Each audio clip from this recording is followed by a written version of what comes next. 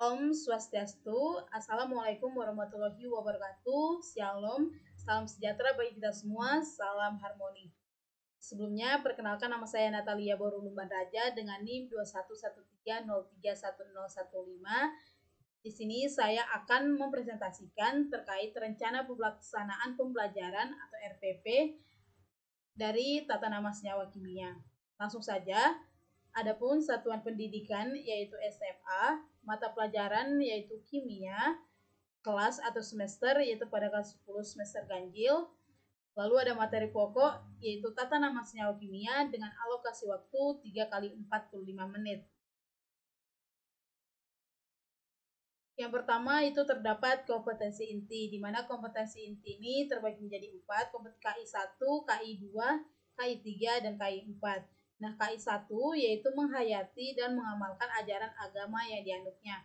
KI 2 menghayati dan mengamalkan perilaku jujur, disiplin, tanggung jawab, peduli, gotong royong, kerjasama, toleran, damai, santun, responsif, dan proaktif, dan menunjukkan sikap sebagai bagian dari solusi atas berbagai permasalahan dalam berinteraksi secara efektif dengan lingkungan sosial dan alam serta dalam menempatkan diri sebagai cerminan bangsa dalam pergaulan dunia.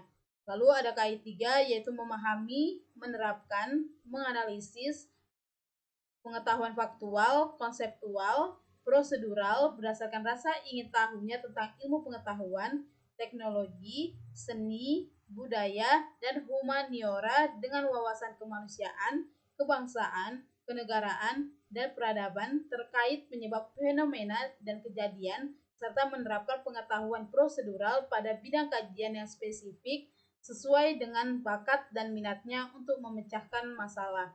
Lalu ada KI 4 atau KI yang terakhir yaitu mengolah atau menalar dan menyaji dalam ranah konkret dan ranah abstrak terkait dengan pengembangan dari yang dipelajarinya di sekolah secara mandiri dan mampu menggunakan metode sesuai kaidah keilmuan. Nah, terdapat kompetensi dasar dan indikator pencapaian kompetensi, di mana pada kompetensi dasar ini harus sesuai dengan silabus. Nah, kompetensi dasar atau KD3 yaitu 3.10 yaitu menerapkan aturan IUPAC untuk penamaan senyawa anorganik dan organik sederhana. Lalu ada kompetensi dasar keempat atau KD4 itu ada menalar aturan IUPAC dalam penamaan senyawa anorganik dan organik sederhana. Nah, terdapat indikator pencapaian kompetensi dari KI 3 yaitu yang pertama menentukan nama senyawa dari hasil penerapan aturan IUPAC, yang kedua menuliskan nama senyawa biner, senyawa ion, dan senyawa organik sederhana.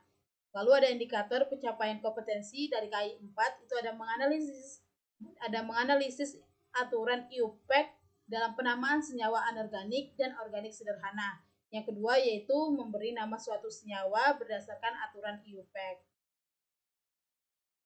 Lalu ada tujuan pembelajaran, di mana tujuan pembelajaran dapat diuraikan sebagai berikut. Nah, perlu diingat pada tujuan pembelajaran ini harus keterkaitan atau berhubungan dengan audiens dan peserta didiknya. Nah, yang pertama itu melalui diskusi, peserta didik dapat menyimpulkan aturan IUPAC untuk penamaan senyawa anorganik dan organik sederhana. Yang kedua, melalui diskusi dengan diberikan 5 senyawa, peserta didik dapat menuliskan nama senyawa dari suatu senyawa. Lalu yang ketiga, melalui demonstrasi dan diskusi, peserta didik dapat menganalisis setiap aturan IUPAC dalam penamaan senyawa anorganik dan organik sederhana. Lalu ada materi pembelajaran, di mana pada materi pembelajaran itu terdiri dari pengetahuan dan materi pembelajaran. Nah, pengetahuan ini juga terdiri dari 3, yaitu faktual, konseptual, dan prosedural. Yang pertama yaitu pengetahuan faktual.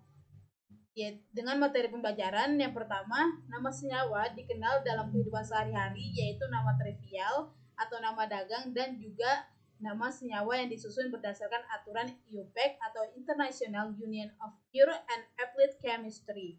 Lalu yang kedua, senyawa dikelompokkan berdasarkan pada unsur-unsur pembentuknya menjadi 2 kelompok, yaitu senyawa organik dan anorganik. Yang ketiga, tata nama senyawa anorganik terbagi menjadi tata nama biner, poliatomik, asam, dan basa. Lalu yang terakhir, tata nama senyawa senyawa organik mempunyai komponen penyusun terbesar atom C, H, dan O dan mempunyai aturan tata nama khusus. Lalu pada pengetahuan konsep, yang pertama, tata nama senyawa biner itu dibentuk dari dua unsur yang berasal dari satu unsur logam dan satu atau dua unsur non-logam, di mana unsur logam merupakan kation atau ion positif, sedangkan unsur non-logam itu berupa anion atau ion negatif. Kemudian, tata nama senyawa poliatomik yang berasal dari ion-ion poliatomik yang terdiri dari ion positif atau kation maupun ion negatif atau anion. Lalu ada tata nama senyawa asam dan basa, di mana senyawa asam ini terbentuk satu atau lebih ion H+, dan satu anion, sedangkan senyawa basa itu menghasilkan satu atau lebih ion OH- dan satu kation. Lalu tata nama senyawa organik, pemberian nama diberikan berdasarkan jumlah atom karbon, bentuk, dan jenis ikatannya. Lalu ada tata nama senyawa organik yang berdasarkan ikatan rantai, terdiri dari alkana, alkena, alkuna, dan berdasarkan gugus fungsi yaitu alkohol dan eter.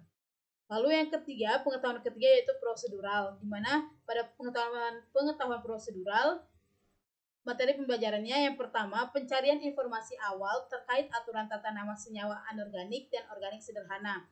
Lalu yang kedua, menanya terkait informasi yang belum jelas dimengerti mengenai aturan tata nama senyawa organik dan anorganik sederhana. Lalu merumuskan masalah investigasi serta hipotesis terkait hubungan antara tata nama senyawa organik dan anorganik sederhana.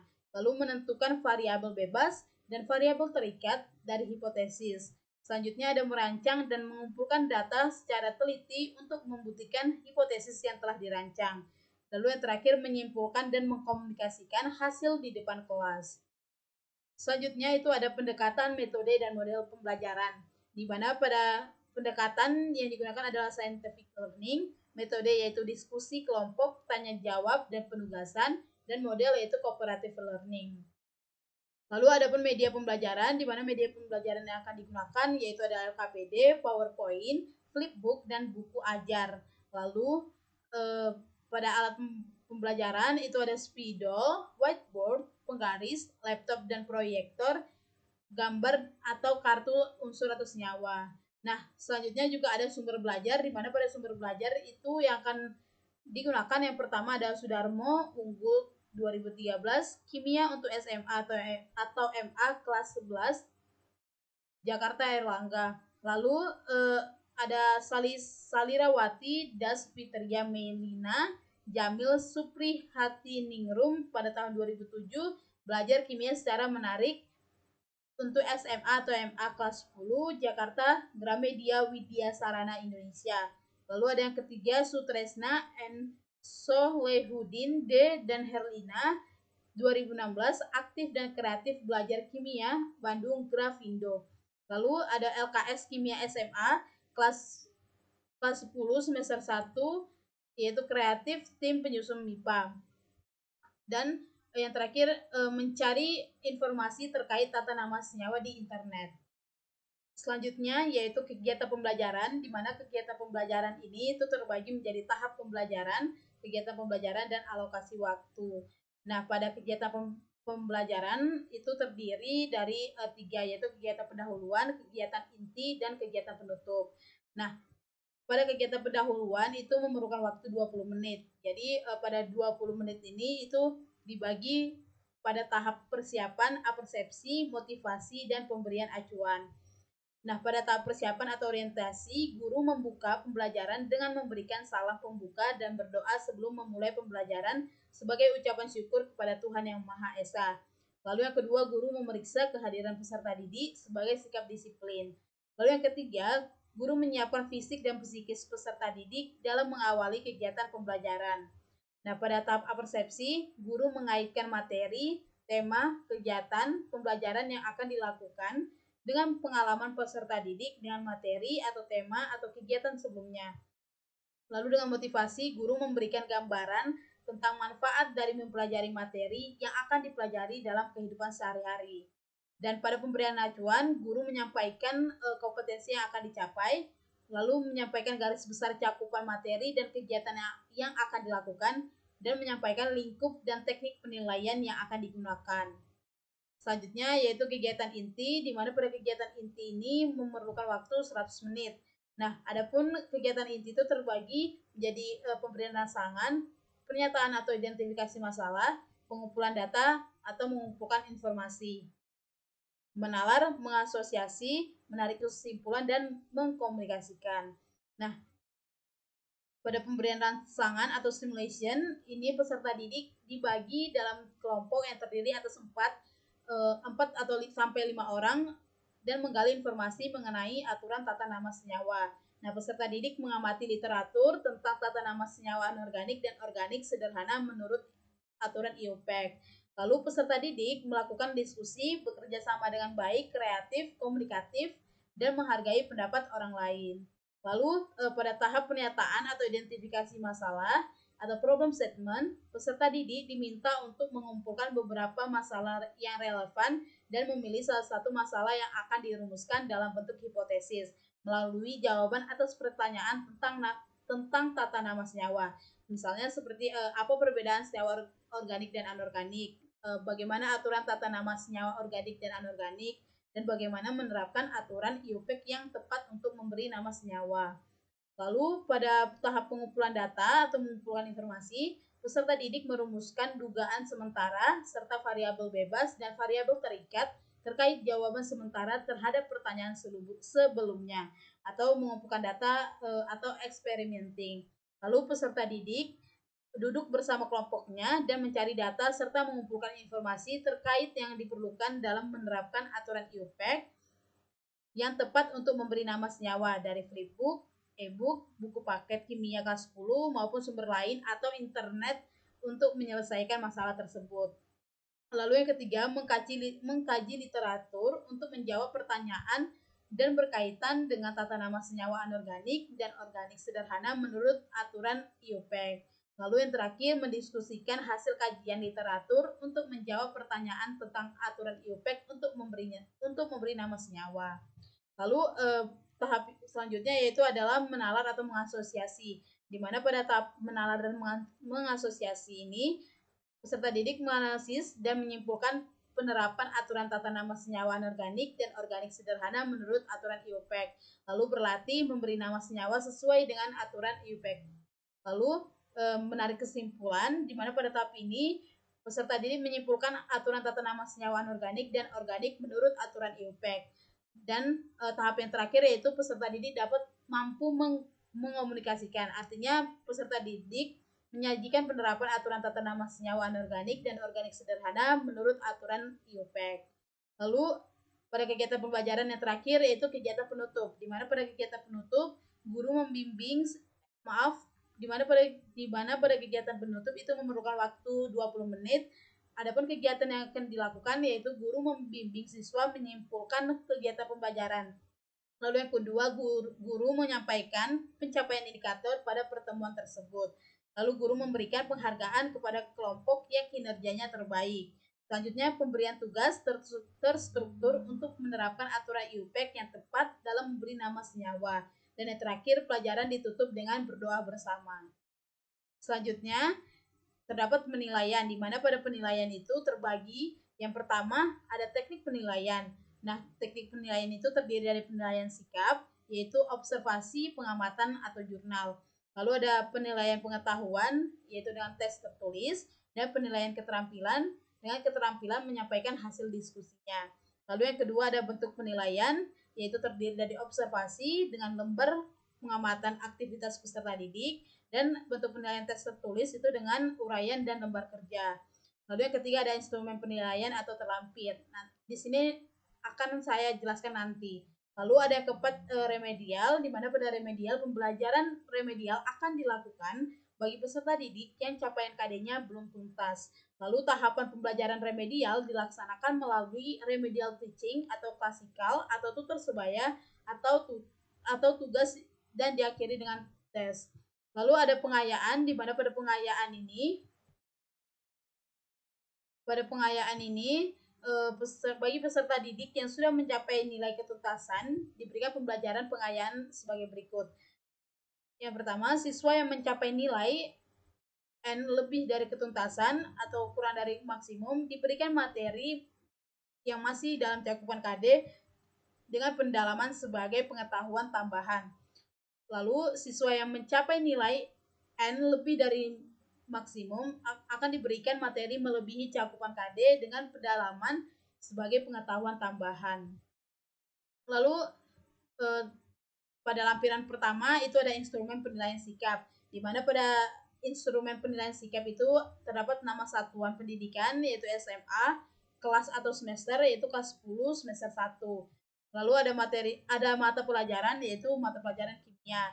Nah, pada instrumen penilaian sikap itu terdiri nanti waktu, nama peserta didik, kejadian atau perilaku, butir atau sikap, dan tindak lanjutnya. Nah, di mana nanti guru harus menganalisis atau mengisi tabel tersebut untuk penilaian sikap peserta didik. Lalu ada lampiran kedua, di mana pada lampiran kedua itu terdiri dari kompetensi yang dinilai, yaitu penilaian sikap berdasarkan observasi.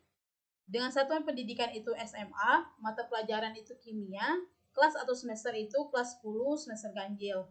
Di mana nanti pada lampiran kedua ini terdapat format lembar pengamatan sikap peserta didik, di mana format lembar pengamatan sikap peserta didik itu akan terdapat nama peserta didik, nomor absennya, materi saat diobservasi, dan tanggal observasinya. Nah, di sini ada tabel di mana pada penilaian sikap secara observasi ini itu akan dinilai yaitu sikapnya dengan kriteria dan hasil pengamatannya. Jadi jika nanti sikap ini terdiri dari jujur, disiplin, tanggung jawab, peduli lingkungan, dan kerjasama. Lalu kriterianya seperti pada tabel, lalu nanti guru harus jika memang nanti satu peserta didik itu terdapat dari sikap-sikap ini, maka guru harus mencentang ya atau tidak. Dimana nanti sesuaikan dengan kriteria dari peserta didiknya. Lalu ada instrumen tes tertulis, yaitu pada lampiran ketiga, dengan satuan pendidikan itu SMA, dengan mata pelajaran itu kimia, kelas atau semester itu kelas 10 semester ganjil, dengan kompetensi dasar yaitu 3.10 menerapkan aturan IUPAC untuk penamaan senyawa anorganik dan organik sederhana dengan materi tata nama senyawa. Lalu pada instrumen tes tertulis nanti di sini akan berisi soal dan kunci jawaban serta skor dari soal tersebut. Dengan pedoman penskoran tes tertulis yaitu nilai yang diperoleh itu sama dengan jumlah skor yang diperoleh dibagi jumlah skor total kali 100. Selanjutnya yaitu lampiran keempat, yaitu instrumen penilaian presentasi. Di mana pada instrumen penilaian presentasi itu terdiri dari satuan pendidikan yaitu SMA, kelas atau semester yaitu kelas 10 semester 1, mata pelajaran yaitu mata pelajaran kimia.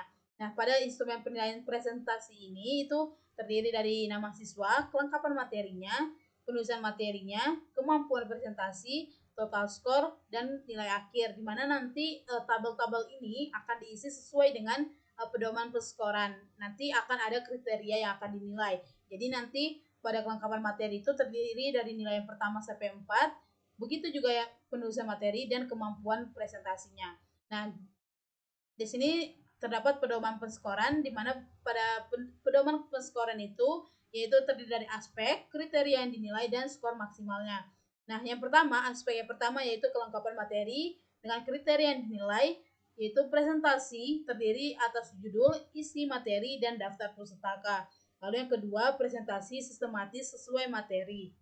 Yang ketiga, menuliskan rumusan masalah dilengkapi dengan gambar atau hal yang menarik yang sesuai dengan materi. Lalu ada hanya 3 kriteria yang terpenuhi, maka dia nilai poinnya 3. Kalau 2 kriteria yang terpenuhi itu ada, maka skor maksimalnya 2, dan 1 kriteria yang terpenuhi maka skor maksimalnya itu 1. Nah, jika kriteria keempat-empatnya itu terpenuhi maka skor maksimalnya itu 4. Lalu adapun aspek dari penulisan materi itu kriteria yang dinilai yaitu materi yang dibuat dalam bentuk carta atau PowerPoint. Lalu tulisan terbaca dengan jelas, isi materi ringkas dan berbobot, bahasa yang digunakan sesuai dengan materi, maka skor maksimalnya 4. Jika hanya 3 kriteria yang terpenuhi, maka skor maksimalnya itu 3, dan hanya 2 kriteria yang terpenuhi, maka skor maksimalnya 2, dan jika hanya 1 kriteria yang terpenuhi, maka skor maksimalnya itu 1. Lalu yang ketiga yaitu aspek kemampuan presentasi, di mana kriterianya yaitu percaya diri, antusias, dan bahasa yang lugas. Seluruh anggota berperan serta aktif dan dapat mengemukakan ide dan berargumentasi dengan baik, dan manajemen waktu yang baik, di mana nanti akan memperoleh skor maksimalnya 4. Nah, jika hanya 3 kriteria yang terpenuhi, maka skor maksimalnya 3. Dan jika hanya 2 kriteria yang terpenuhi, maka skor maksimalnya itu 2. Dan jika hanya 1 kriteria yang terpenuhi, maka skor maksimalnya 1. Nah, jika dari ketiga aspek tersebut terpenuhi, maka nanti akan diperoleh skor maksimal yaitu 12. Nah, adapun nilai perolehan yaitu skor perolehan dibagi skor maksimal dikali 100. Baik, mungkin itu saja yang bisa saya jelaskan mengenai RPP yang telah saya buat terkait dengan tata nama senyawa kimia. Baik, mungkin itu saja yang bisa saya jelaskan dalam rencana pelaksanaan pembelajaran yang telah saya buat mengenai tata nama senyawa kimia. Mohon maaf apabila terdapat kesalahan dalam pengucapan kata. Saya tutup presentasi ini dengan mengaturkan para mesanti, Om Santi Santi Santi Santi Om, dan terima kasih.